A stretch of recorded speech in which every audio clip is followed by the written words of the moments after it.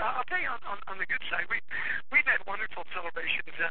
Adrian and I, as we've celebrated our books and various things. I hit my 15-year award at O.C. Tanner and was presented. I actually have a wonderful fountain pen collection. Everybody has their hobbies. Mine is collecting limited edition and rare fountain pens. And mine's keychains. Yeah, well, you write a lot, and I keep a very detailed journal actually. And I find fountain pens, it kind of slows you down. It's a little more pensive. It's a little more romantic. And I had picked out a beautiful fountain pen by a designer, David Oscarson, and it was called the Celestial Pen. And there are only 88 of these pens on the planet. And I arranged with O.C. Tanner to have that be my 15-year award. It was presented to me by Kent Murdoch, our then president and CEO, and in front of my peers, and Adrian was there, and it was quite a celebration. And, every time I write in my journal, it's my favorite pen.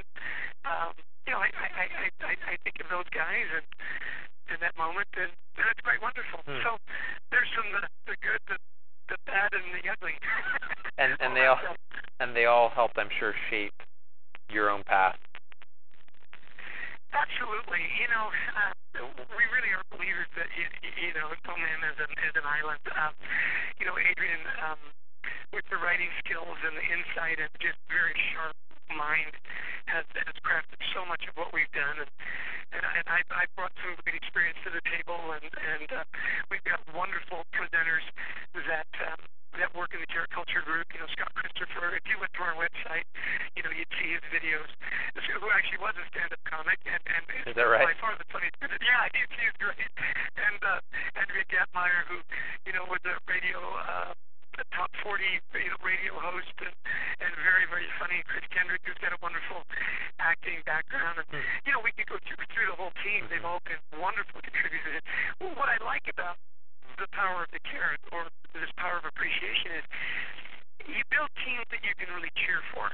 You really do cheer for each other, and I think that's such an important element in building a great team and building a great company. And when you think about that, when you cheer for each other, that's recognition. You want to perform because you want to make the team better, and you look to your teammates to make you better, and everybody shares in the win. It's not look at me, it's look at us and look what we can do together. So that's what I love about the power of just saying thank you to people is what you just mentioned. You include them in your success, and everybody feels ownership and feels like they want to be a driver. It's great.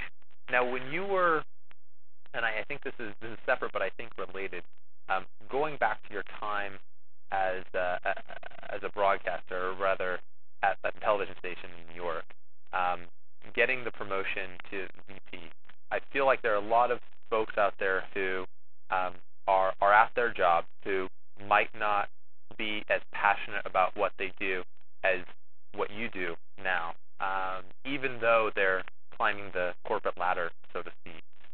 Would you be able to give us a sense of what was going on in your mind and in your heart at the time before making the jump over to the O.C. Tanner Group? Because it sounds like that's the major jump for you, the jump you made into doing something you found kind of a real nice niche for yourself. Right. Well, the thing about promotions and moving up and so on is I think everybody has to find their place, find what it is that you can be passionate about. And so, as I was working in the TV industry, it was a lot of fun. My family had a background in there. It paid well. We were, my wife and I, we had a couple of kids. We were living in the world's most exciting city. There was a lot of that, but I didn't really feel like what we were doing was making the world a better place. And I think that, when you ask yourself those kind of questions, now, there are a lot of people in the entertainment industry and the TV industry that do believe that, and they do things, whether they're reporters or they're producing documentaries, where they have a passion for what they do and the dissemination of information and so on and so on. For us, we were selling commercials, and at a certain point, I had a really tough time saying, okay, I've sold, 100 150 daytime rotation spots for Procter & Gamble in the Columbus, Ohio market.